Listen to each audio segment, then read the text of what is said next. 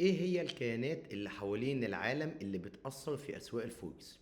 أول حاجة عندي البنوك الكبرى. البنوك التجارية الكبرى هي دي اللي بتستحوذ على 80% من أسواق الفوركس. ومن أشهر البنوك دي سيتي بنك، جي بي مورجان، يو بي اس، باركليز، دويتش بنك، بي اي ام ال، جولدمان ساكس، اتش اس بي سي، مورجان ستانلي. اجي بعد كده الشركات التجارية الكبرى. الشركات الكبرى لما بتتعامل مع دول غير دول المنشأ بتاعتها، يعني مثلا زي ايه، ابل لما تصنع مثلا منتجات معينة في الصين، ولما تصنع حاجات معينة في اليابان.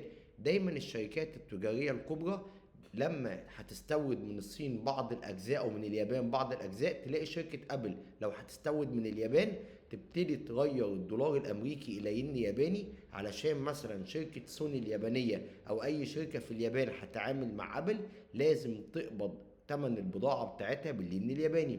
فالشركات التجارية الكبرى حول مستوى العالم هي دي من اكبر المؤثرين في سوق الفوركس.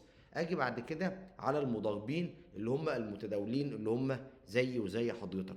واخر حاجة الحكومات والبنوك المركزية، وقلت لك ان انا عندي 8 حكومات رئيسية مع الثمان عملات الرئيسية في الفوركس. الثمان عملات الرئيسية اللي هم ال4 دولار الامريكي والكندي والاسترالي والنيوزيلندي، وعندي الين الياباني في اسيا، وعندي اليورو والفرنك السويسري والجنيه الاسترليني في اوروبا. يبقى الحكومات بتاعت ال8 دول دول هم دول من اللي بيأثروا في سوق الفوركس، وبالتالي البنوك المركزية الخاصة بهم. معلومة نظرية مهمة تبقى انت عارف مين اللي بيلعب في سوق الفوركس.